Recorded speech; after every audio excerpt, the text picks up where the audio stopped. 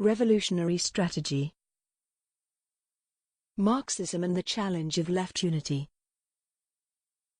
By Mike Macnair. Chapter 8. Political Consciousness and International Unity. It has already been a running undercurrent in this book that the class struggle between capitalist and proletarian is international in character and therefore requires the proletariat to organize as a class internationally. The point surfaced in Chapter 1 in the form of Marx and Engels' criticisms of the Gotha unification. It reappeared in Chapter 2, the commitment of the coalitionist right in the Second International to managing the capitalist nation-state involved them in a logic of attacks on the working class for the sake of national competitiveness, and in Chapter 3, the Kurzkine Center's national horizons ultimately led it to support feeding the European working class into the mincing machine of World War I. The question of internationalism as an element of working class strategy was also critical in understanding the split in the Second International. In the subsequent chapters, fighting for unity of the workers as an international class unavoidably involved splitting with the coalitionist right, which placed, and places, loyalty to the nation-state before loyalty to the working class. The Comintern characterized the Second International's collapse in the face of 1914 as resulting in part from its failure to organize real international unity, and proposed as an alternative a much more tightly centralized and disciplined international.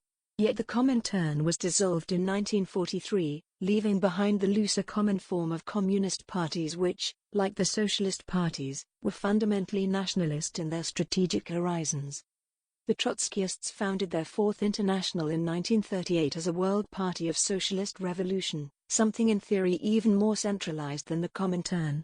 In 1953 this World Party broke up into two competing organizations, the International Secretariat of the Fourth International, ISFI, the predecessor of today's Mandalite Fourth International, and the International Committee of the Fourth International, ICFI. The European core of the ISFI has remained relatively stable as an international organization, the same cannot be said for its politics. The current Mandalite FI has become unequivocally an organization like the Second International. That is, it is a loose coordination of national parties, in this case, mostly grouplets, whose leaders meet periodically and pass diplomatic resolutions. The ICFI tradition has given rise to a bewildering range of internationals, Heliite and sub-Heliite variants, Lambertiste and sub-Lambertiste, Laurista and sub-Laurista, Mornista and sub-Mornista, Spartacist and sub-Spartacist, and so on.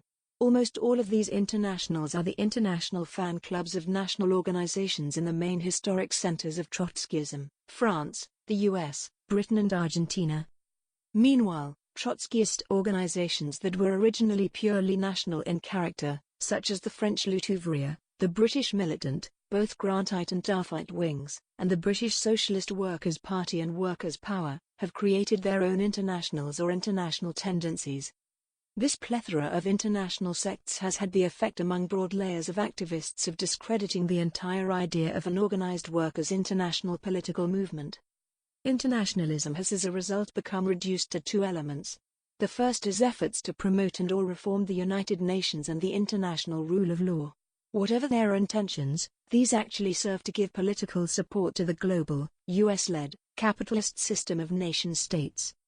The second is fundamentally liberal international solidarity campaigns around hotspots in global politics, based on moral hatred of suffering and injustice rather than on a positive strategy for international action of the working class.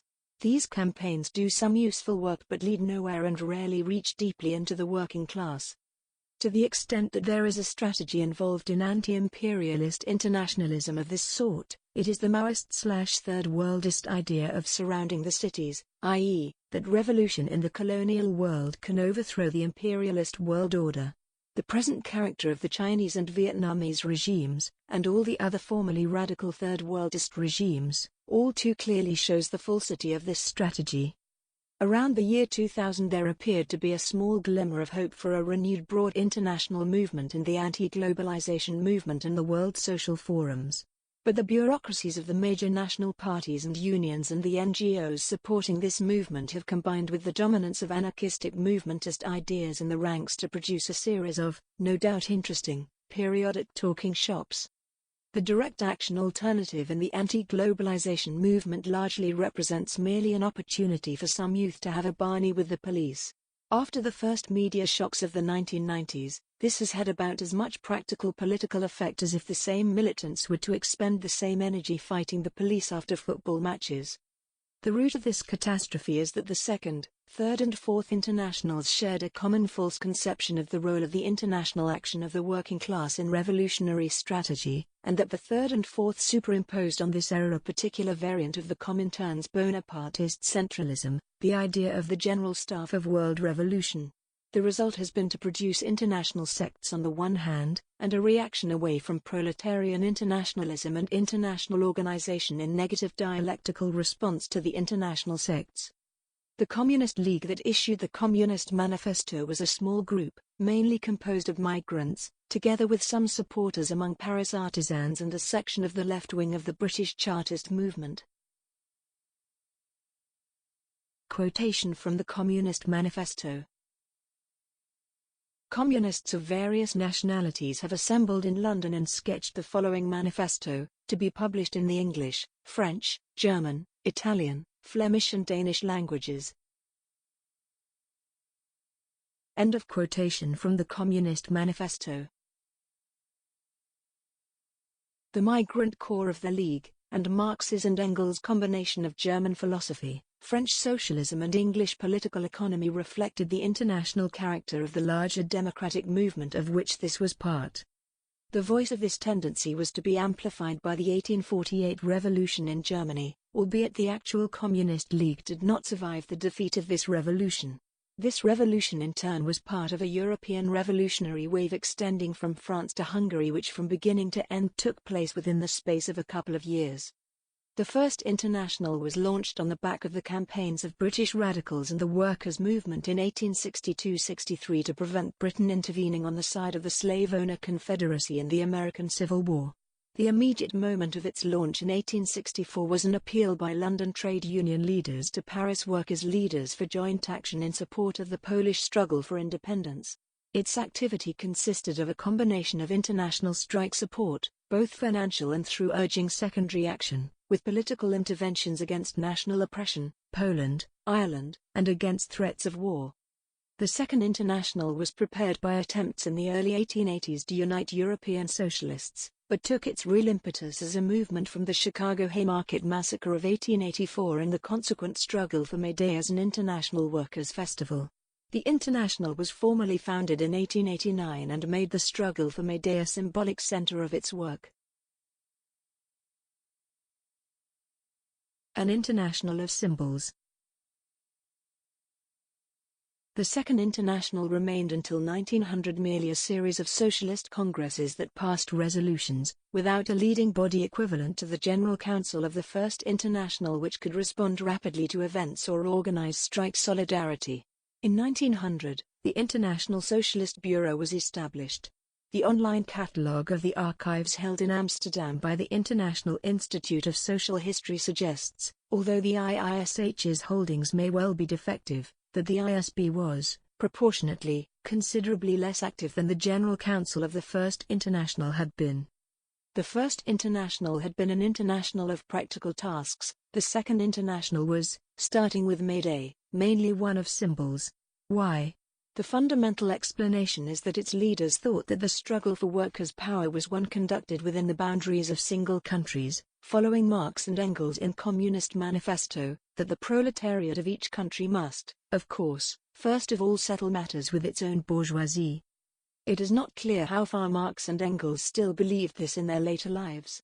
After all, the 1864 inaugural address of the First International had asserted that. Quotation from the inaugural address.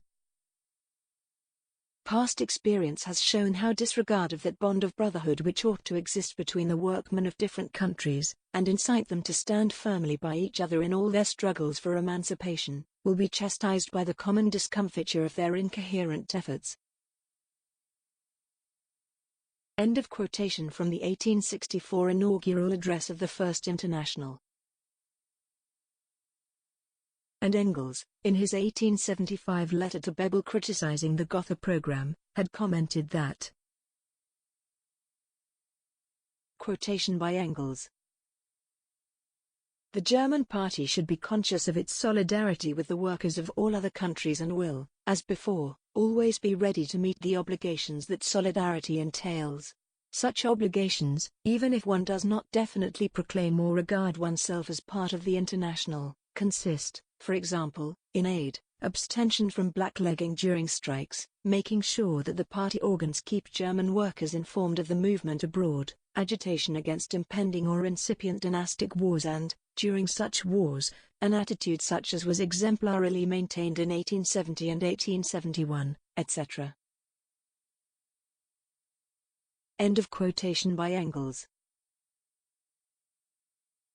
However, after the split with the Bakuninists, Marx and Engels had supported the move away from maintaining the international as such in favor of building national parties that organized working-class political action at national level. The logic of this policy was, as we have already seen, to place the major emphasis on the growth and strength of these national parties, ultimately if necessary implying the pursuance of a revolutionary defensist policy in war. Chapter 3. Strategic problem. Marx and Engels did not much discuss the relation between the national revolutions supposed by the claim that the proletariat of each country must, of course, first of all settle matters with its own bourgeoisie and the international character of the workers' movement posed by the Communist League and the First International. Nor did Marx, in his critique of the Gotha program, draw out the strategic implications of his comment that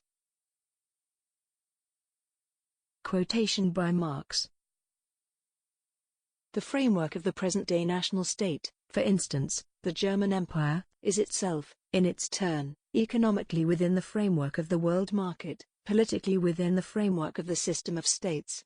Every businessman knows that German trade is at the same time foreign trade, and the greatness of Herr Bismarck consists, to be sure, precisely in his pursuing a kind of international policy. End of quotation by Marx.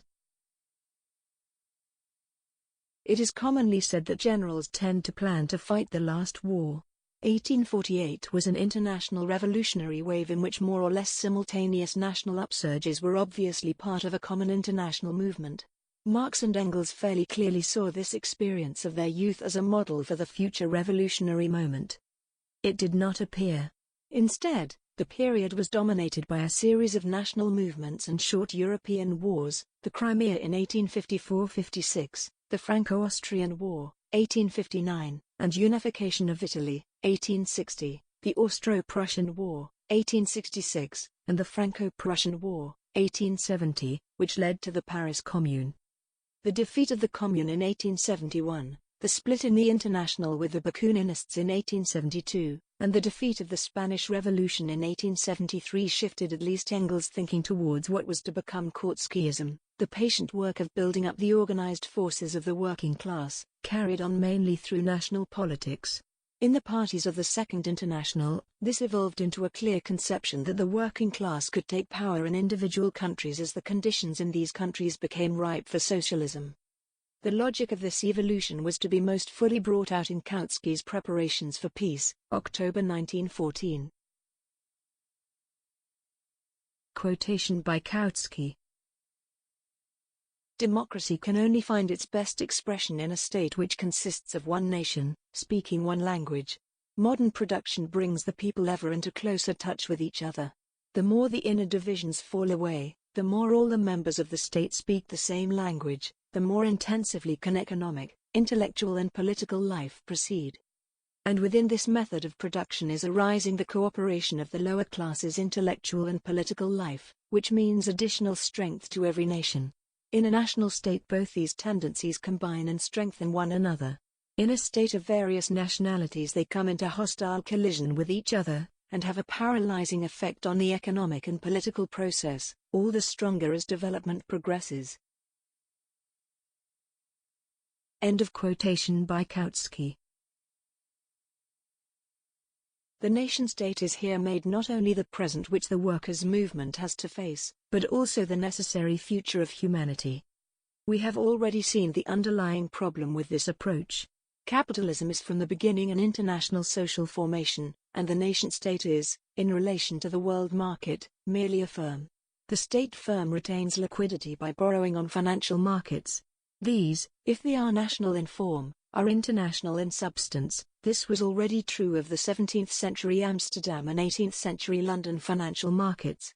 An attempt in a single country to break with capitalist rule, or even to significantly improve the position of the working class, will thus be met with withdrawal of credit by the capitalists, leading to an immediate crisis of state liquidity and more general economic dislocation. If a socialist government responds by expropriations, the immediate effect is to break the incentive structure of the capitalist market in the country and increase economic dislocation. In addition, the response of international capital will then take the form of blockade and war. It thus becomes immediately necessary to move to generalized planning under economic autarky. This was the situation of the Bolsheviks in 1918-19. It has been repeated with varying results, usually the collapse of the socialist government, many times since. The result is, in fact, as it was in the former Tsarist Empire, economic regression. Hence the Socialist Party loses its majority support and is forced, if it is to continue its course, to minority dictatorship and increasingly systematic repression. In countries that are not self-sufficient in food, energy and raw materials, i.e., most advanced capitalist countries, the result would be mass starvation. The socialist government would collapse into a capitalist government far more rapidly than happened in Russia and China.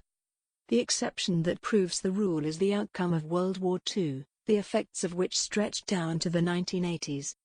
The deep global crisis of British world hegemony, culminating in World War II, and the particular form which that war took, yielded the result that the USSR was massively strengthened while remaining under bureaucratic rule. In the ensuing Cold War there could appear to be a series of national revolutions. But in reality these were possible because the countries involved, most clearly Cuba, were brought into and subsidized by the autarkic, bureaucratic planning system of the Soviet regime. Equally, the US, now hegemonic over the capitalist countries, consciously encouraged social democratic and nationalist reform in capital's frontline states as an instrument to secure them from being added to the Soviet Empire, part of the policy of containment. The offensive of the working class in the late 1960s and early 1970s destroyed the policy of containment and led the US to turn to a global policy of aggressive rollback of communism under the banner of human rights.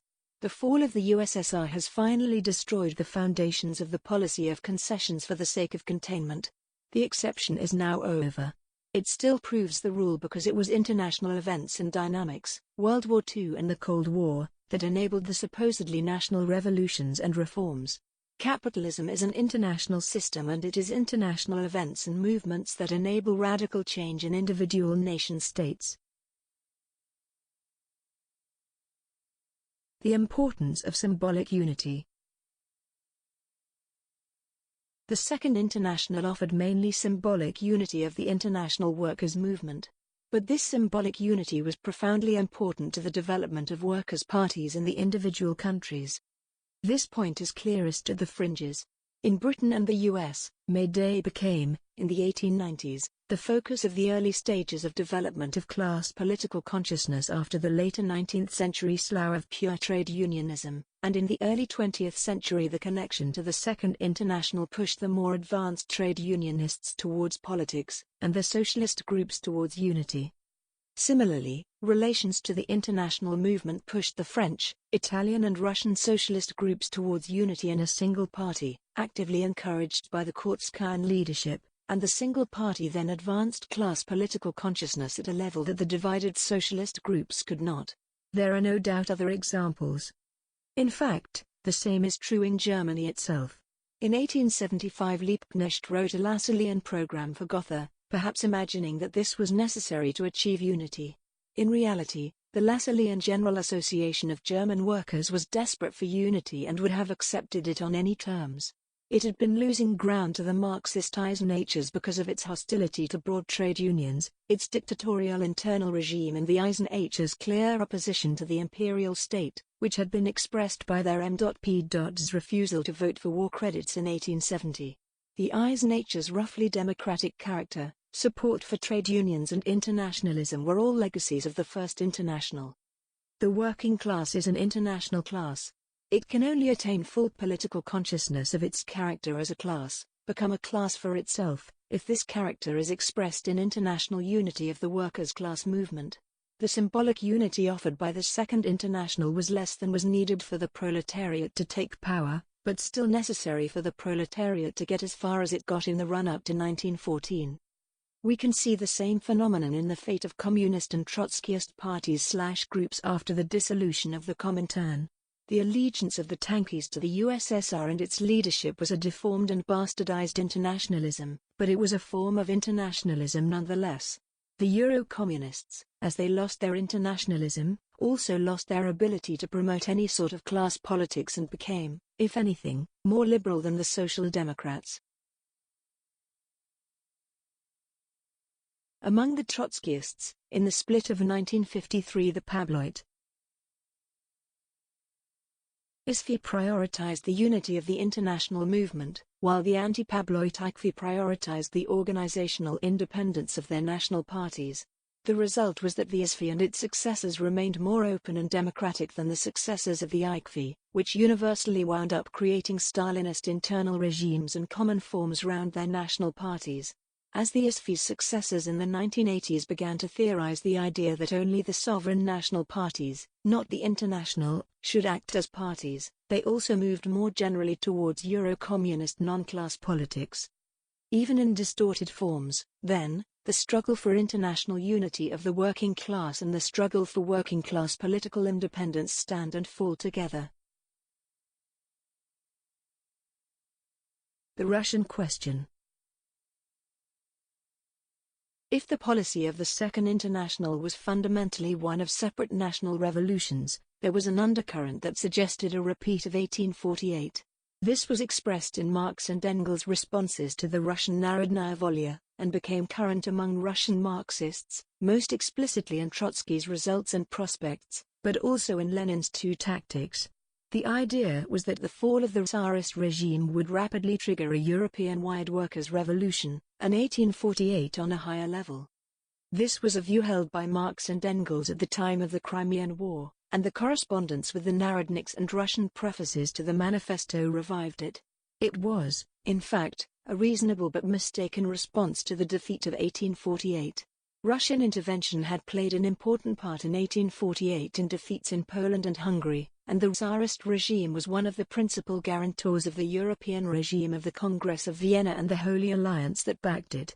Knocking Russia out of the picture should, therefore, let loose the national democratic movements in Central Europe, Poland, Hungary, etc. This would bring down the Austro-Hungarian and German regimes and trigger European-wide revolutionary aspirations in the style of 1848. It was a mistake because 1815 was fundamentally a British-sponsored settlement placing a pressure lid on continental politics for the benefit of Britain. True, the Tsar, the King of Prussia and the Emperor of Austria had provided most of the soldiers to defeat France, but the money that funded their armies had been raised and mobilized through London at the behest of the British government.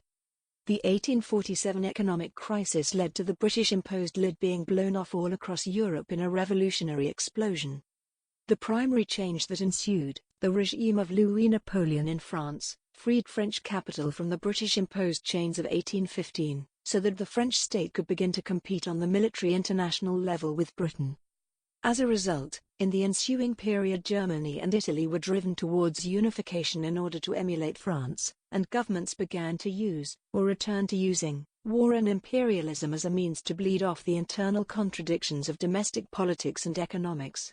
Hence after the Crimean War, the idea that the Tsarist regime in any strong sense guaranteed European political stability or was the policeman of Europe was illusory. In 1914-18 the point was emphatically demonstrated. Far from the Russian Revolution triggering the European Revolution, the European War triggered the Russian Revolution.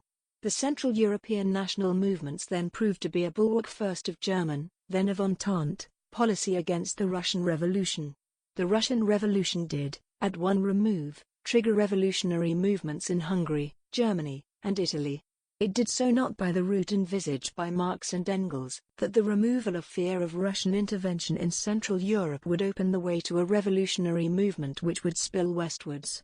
nor did it do so by the route projected by Trotsky in Results and Prospects, that the Russian Revolution would spill over into Germany and or trigger a collapse of the London and Paris financial markets. Rather, the perception of the revolution as a workers' revolution triggered an international radicalization of the workers' movement. This radicalization reached its highest points in the countries which could not see themselves as victors in the war, Germany, Austria-Hungary and, in a slightly different way, Italy. Advanced workers in these countries saw a possibility of workers' revolution as a result of 1917. They could see this possibility because of the prior symbolic international unity of the workers' movement in the form of the pre-war Second International. At first, October 1917 seemed to show that the working class could take power. This image promoted revolutionary attempts elsewhere. But the impulse rapidly ebbed. As disturbing news began to filter west, even Luxembourg, in prison, was hesitant. As the character of the Soviet regime was rendered more explicit in the theses of the 1920 and 1921 Comintern Congresses, the ban on factions and the Kronstadt events, the majority of the existing militant left activists of the workers' movement in Western Europe took their distance from the Bolsheviks.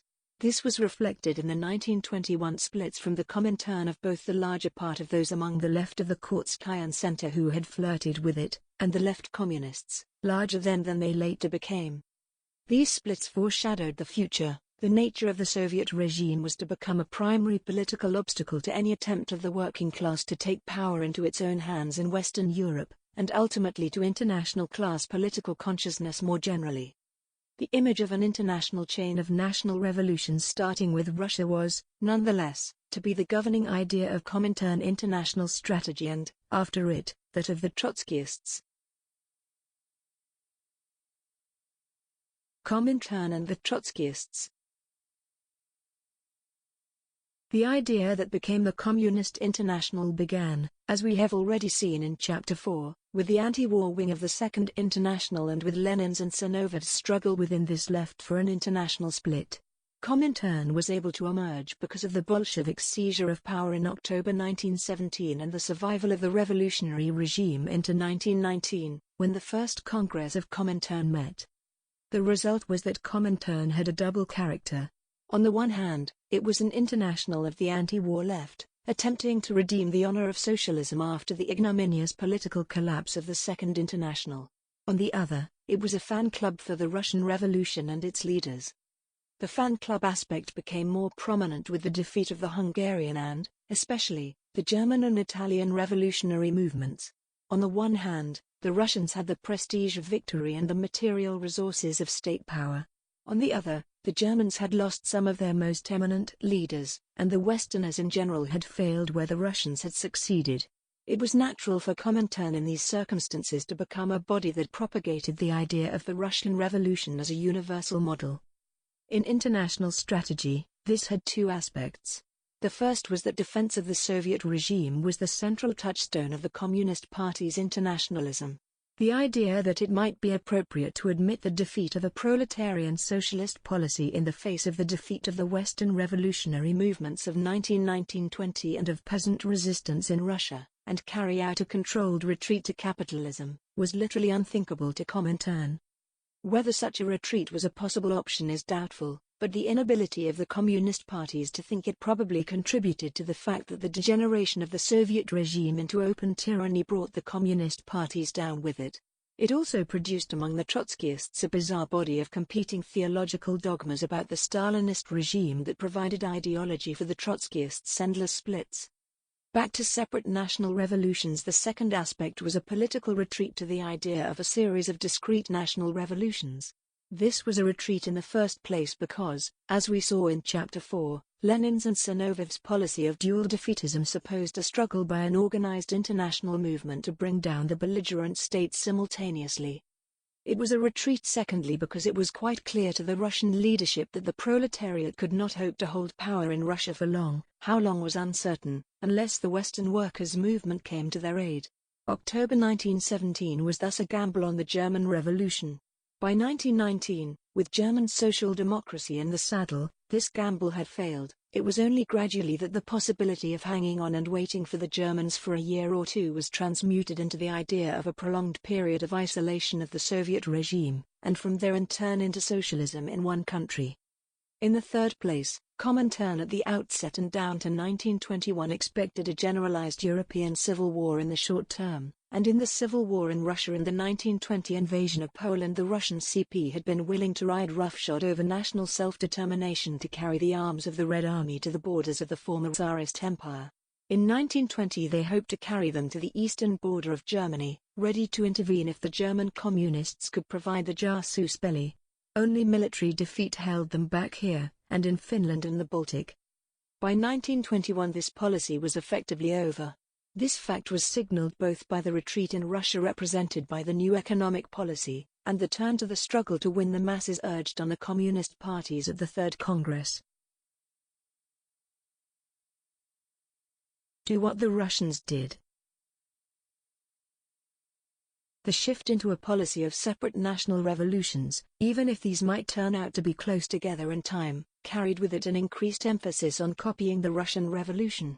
The struggle for Soviets, intervention in the bourgeois parliaments, the struggle to win the trade unions, the worker-farmer alliance, Bolshevising the organizational norms of communist parties, the United Front, the workers' government, the policy of the right of the self-determination of nations, and what became transitional demands. All these were justified primarily on the basis that they were validated by the victory of the Russian Revolution, and only secondarily, and sketchily, on more general, theoretical grounds. There was only one example of a successful revolution, Russia, and socialists everywhere had to copy it. If it were not for the immediate context of defeats in Hungary, Germany, and Italy, and the general belief that revolutionary crisis and civil war were on the agenda in the immediate term in the West, this claim would have been utterly extraordinary. Russia was a country in which the proletariat was a small minority. Communications in the Russian countryside were highly patchy, and in many areas the technology in use in agriculture and the density of market towns was more comparable to the West European 12th century than to the 16th, let alone the early 20th. Trade unions and political parties alike had existed in Russia before the revolution illegally and on a small scale. The German Reichstag had limited powers, but looked more or less like a French or Italian Chamber of Deputies. The Russian Duma was far more limited.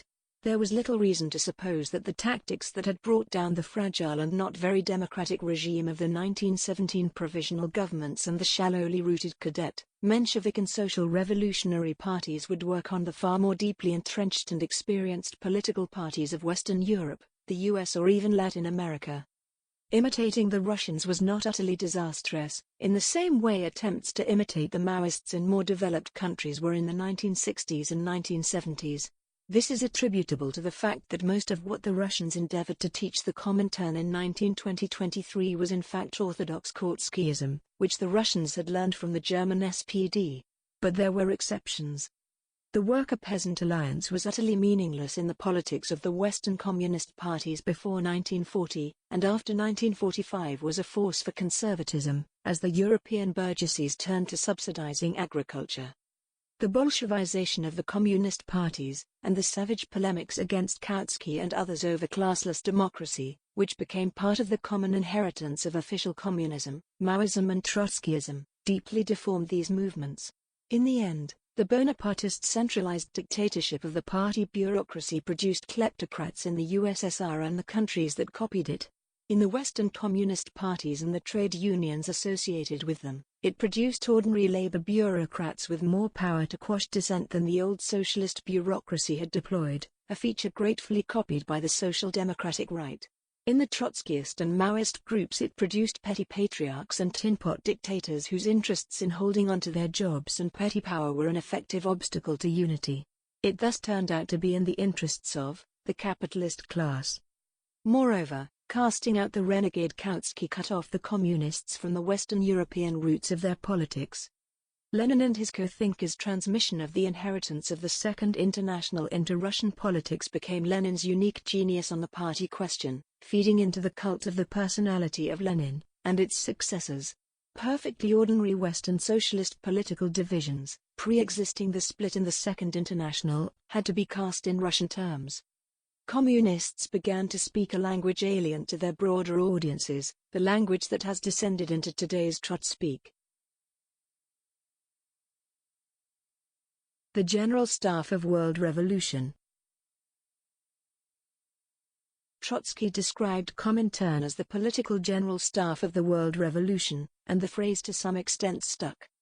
The idea of a general staff was, in fact, taken from the German Imperial Armed Forces. The Prussian Großer Generalstab had been the first such institution, and the imperial version had conducted the strategic planning that was put into effect in 1914.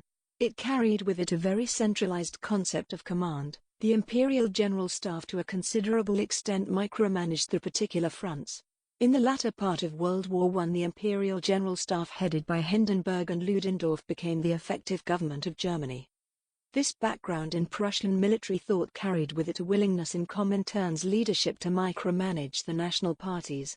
At the very beginning of the Comintern, the Russians pressed their closest German co-thinkers for an early split with the Independent Social Democratic Party, USPD, a decision the German leaders regretted. The XI had no hesitation in issuing instructions to the French Communist Party, PCF, about, for example, the composition of its leadership and the reorganization of its Seine Federation, and pressed the German Communist Party, KPD, in 1923 to make military preparations for an insurrection. So far this point is familiar from the Euro-communists and their followers' attacks on Comintern and on Trotskyism. It is important, however, to be clear that the General Staff of World Revolution was not simply wrong. If it had been the case that Europe was on the verge of generalized civil war, the creation of a European-wide military command structure capable of giving orders to the national movements would have been entirely justified. In war that is to go beyond guerrilla harassment of the enemy to take and hold territory, it is necessary to have a centralized command. It is also sometimes necessary for units to sacrifice themselves in diversionary attacks that will enable victory elsewhere, or, for that matter, in attacks that will lead to breakthroughs by attrition. It might thus have been justified to wager the KPD on the possibility that a breakthrough in Germany would bring down the whole European state system. Trotsky certainly went on thinking so for the rest of his life, blaming the KPD leadership for fumbling the crises of 1923. There were two underlying problems. The first is that war is the continuation of politics by other means, Clausewitz. War is not reducible to politics, nor politics to war. Creating a top-down military command structure in the Russian Communist Party, Comintern and the other communist parties tended to eliminate or subordinate the local and sectoral mediations that link a workers' party to its broader working class constituency and feedback on the center the political ideas and mood current in this constituency. It thus reduced both the communist parties and the Comintern's ability to form the political judgments that necessarily underlie decisions for military action. Second, the communists were nowhere near having political majority support in Europe or even in Germany. The task of the communists once the revolutionary wave of 1919-20 had ebbed was, as Comintern recognized at the Third and Fourth Congresses, to win a political majority. It was not to launch a civil war. A general staff of world revolution was therefore inappropriate. The military centralist character of Comintern had the practical effect of making the leaderships of the communist parties dependent on the Comintern Center in Moscow. This took the form of material dependence in the case of the small communist parties, such as the CPGB, which received subsidies from Moscow, and equally in those parties that were illegal, so that the party leadership was located in Moscow. But it was equally present in the stronger communist parties such as the KPD and PCF. The democratic centralist character of Comintern, within the terms of the 1920-21 idea of democratic centralism, had the effect that the leaders of these parties were answerable to and removable by the Comintern Center. They could not both be in this position and be answerable to and removable by their own membership. The problem was accentuated by the fact that the relation to the Comintern Center in Moscow was necessarily clandestine. In the first place, if the KPD, or the CPGB, openly took orders from Moscow, prosecution could follow, all the more if, as in Germany in 1923, the orders were to prepare for and launch an insurrection. Second, because it was based in Moscow, the Comintern Center lacked the sort of legitimacy that had been possessed by the General Council of the First International or by the Congresses of the Second. It was all too easy to accuse it of being merely an instrument of the Russian state. Clandestinity meant secrecy, and secrecy meant that the members had even less chance of holding the leaders to account than would have been the case if there had been open and transparent subordination of the leaderships of the communist parties to the International Center. There was no chance, in this regime, of the Western communist parties resisting the development of open bureaucratic tyranny in the USSR and the accompanying degeneration of Comintern. In 1919-20 there was a West European Bureau of the Comintern, based in Amsterdam. It turned out that the left communists had a majority, and their split brought it to an end. The bureau was overlapped with and was succeeded by an equally short-lived Western European Secretariat, based in Berlin, involving, at least, Radek and Levi. A Central European Secretariat was slightly more long-lasting. The short life of these organizations reflected the fact that the military or Bonapartist character of the centralism of 1921 was counterposed to them. Horizontal connections between neighboring parties and sub-centers would inevitably compromise the pure centralism of the International. There were to be the national parties and the International Center. This structural form reinforced the idea of separate national revolutions. Formal horizontal collaboration might identify concrete common political features, or common tasks. The same would be true of intermediary levels of organization, such as European, or, by analogy, Latin American, or Pan-African, conferences and leading committees. Within national parties such intermediary structures are common, although bureaucratic centralism tends to close them down or turn them into mere transmission belts for the center. Channeling everything through Moscow had the effect, in contrast, that there could only be national tasks and global tasks, and global tasks were defined by the view from Moscow. Trotsky's call for the Fourth International. This background character of Comintern helps to explain the peculiar character of Trotsky's decision in 1933 to denounce it as dead for the purposes of world revolution and call for a new, Fourth International. The peculiarity of this decision is the fact that Trotsky denounced the Third International on the basis of events in a single country, Germany. The First International had been founded on the explicit basis of the international tasks of the proletariat as a class, the second, more indefinitely, on the basis of the international common character of the proletariat's interests and struggles.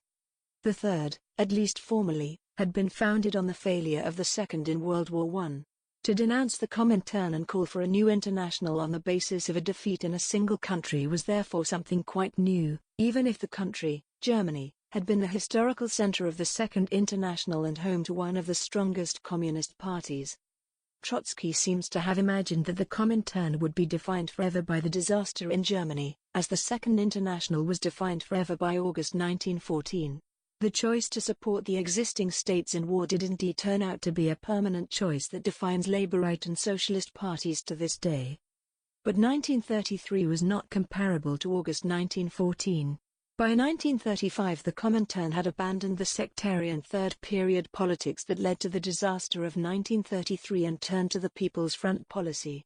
In spite of a brief return to the third period during the Hitler-Stalin Pact in 1939-41, the People's Front was to be the main strategic line of official communism permanently, and still is today. The third period and its role in the disaster in Germany has become a matter of interest to historians and Trotskyists. The 1933 call for a Fourth International was therefore plainly premature. It was only with the People's Front turn, as the Communists more and more plainly abandoned both working-class political independence and criticism of the Social Democrats, that the Trotskyists' project began to win broader support. Even then, the growth was limited. The Fourth International, founded in 1938, could account for about 7,500 organized militants worldwide. Part of the explanation for Trotsky's premature call for the Fourth International is that, as can be seen from his writings in the 1930s, he had become fully convinced that Lenin was right and he was wrong between 1903 and 1917. He was therefore determined not to do anything that could amount to conciliationism or postponing the necessary struggle to create a new party and a new international. Cominternism. There is, however, another and in some ways more fundamental aspect. Trotsky's conception both of the International Left Opposition, ILO, formed in 1930, and of the projected Fourth International, was that they were to be a revival and continuation of the Comintern of 1919-23.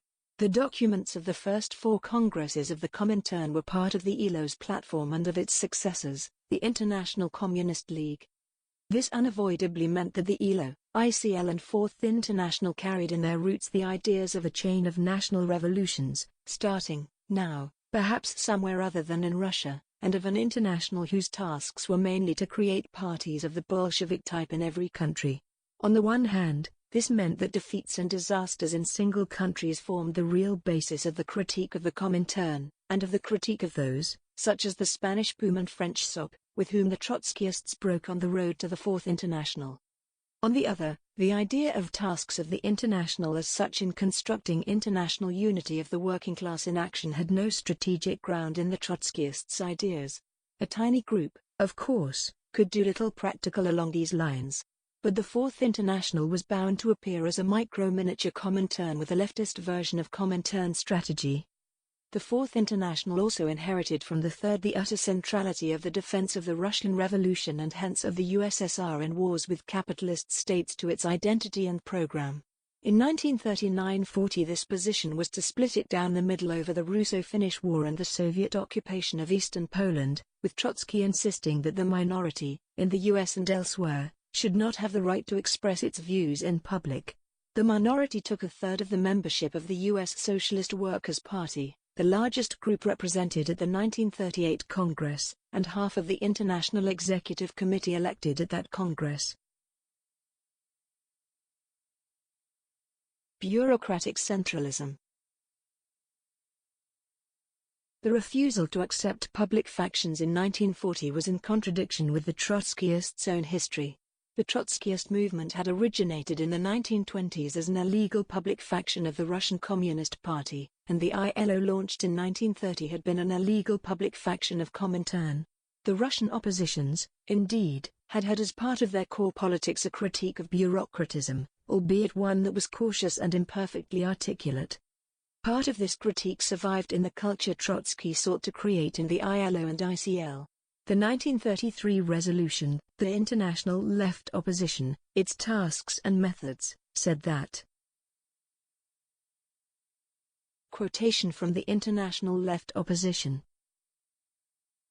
The foundation of party democracy is timely and complete information, available to all members of the organization and covering all the important questions of their life and struggle. Discipline can be built up only on a conscious assimilation of the policies of the organization by all its members and on confidence in the leadership. Such confidence can be won only gradually, in the course of common struggle and reciprocal influence. The frequent practical objections, based on the loss of time in abiding by democratic methods, amount to short-sighted opportunism. The education and consolidation of the organization is a most important task. Neither time nor effort should be spared for its fulfillment. Moreover, party democracy, as the only conceivable guarantee against unprincipled conflicts and unmotivated splits, in the last analysis does not increase the overhead costs of development, but reduces them. Only through constant and conscientious adherence to the methods of democracy can the leadership undertake important steps on its own responsibility in truly emergency cases without provoking disorganization or dissatisfaction.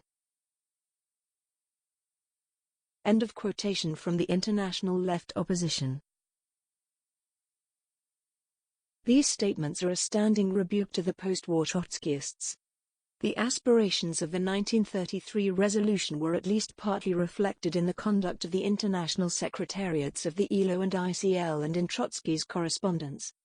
The secretariats were willing to accept partial splits and public fights in the sections, and Trotsky urged the creation of horizontal relations between the sections, i.e., that their debates should be carried into the other sections, as well as vertical section secretariat relations.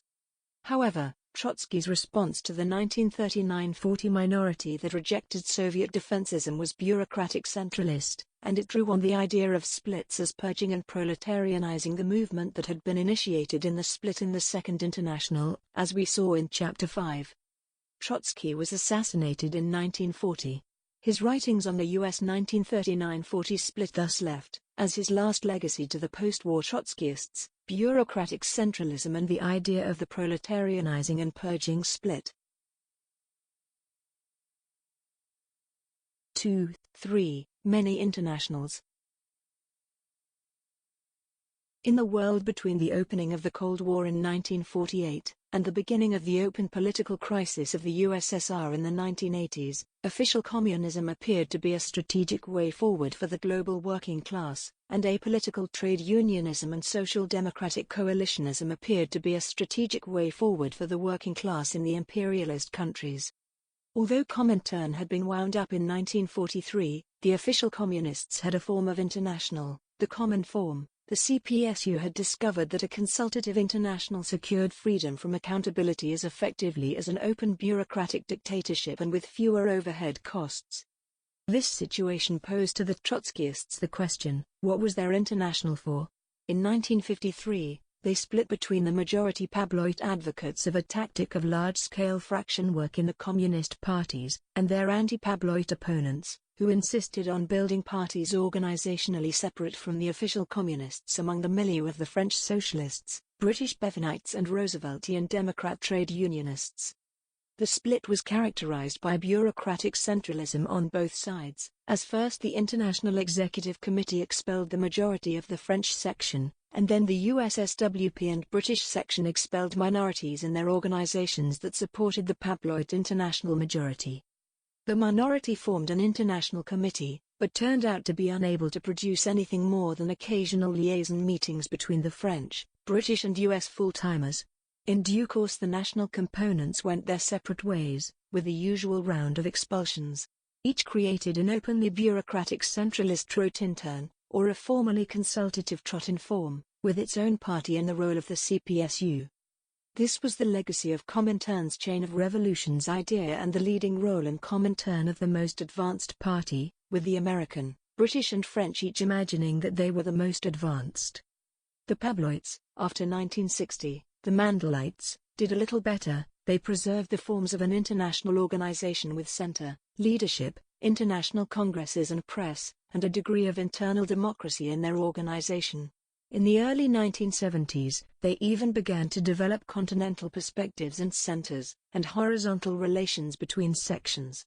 But if you asked them what their international was for, the only answer they could give was to be a center where the international experiences of the mass movement and of the revolution are progressively assimilated.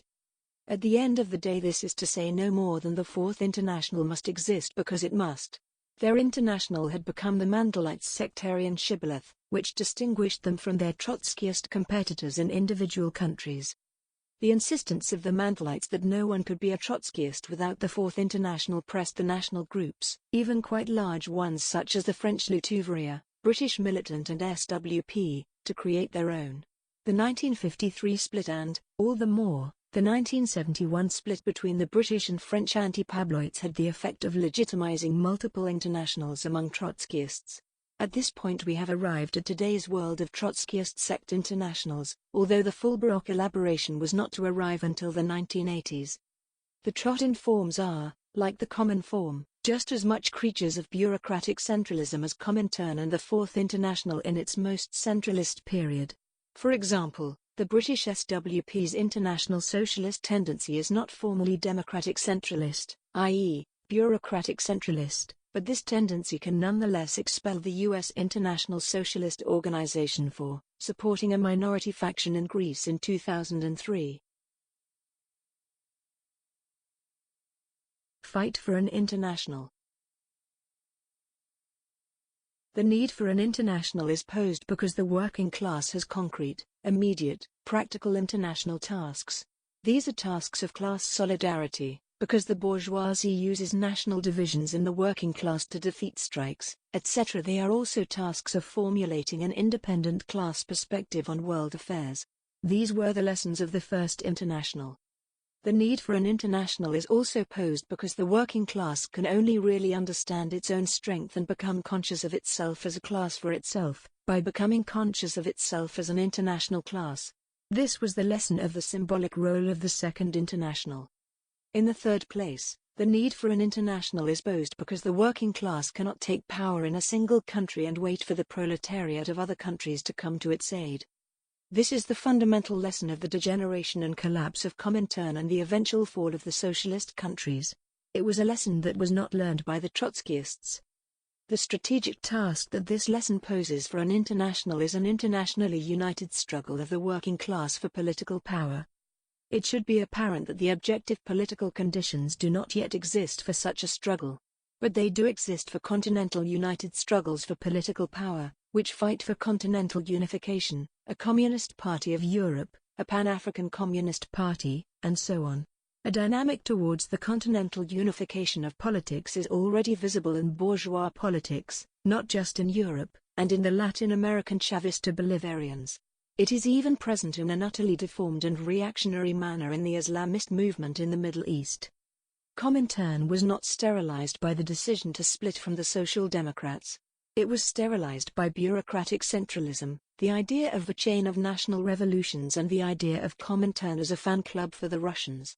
Its failure was about the inability of Comintern to think of international tasks except either as immediate civil war, which called for a general staff, or making the national communist parties copy the Russians as the road to victory in a single country. The Trotskyists' 1933 call for a new international was premature. But it was not this premature split that turned their project into a swarm of malignant international sects. Rather it was their too great faithfulness to the ideas of the early Comintern, which committed them to the same bureaucratic centralism and the same idea of a chain of national revolutions. This in turn produced the anti-Pablo Trotinterns and Trotin forms on the one hand, and the Mandelite empty form of an international without political tasks on the other. The struggle for an international is a present, concrete task of communists. It is clear, however, that this struggle cannot be carried on by creating yet another micro-international. It has to be carried on by fighting, on every occasion that allows, against bureaucratic centralism and the nationalism that goes hand in hand with it, and for the concrete tasks of an international, the global struggle for solidarity and the immediate class struggle, for the symbolic unity of the working class as an international class, and the continental struggle for working class political unification and political power.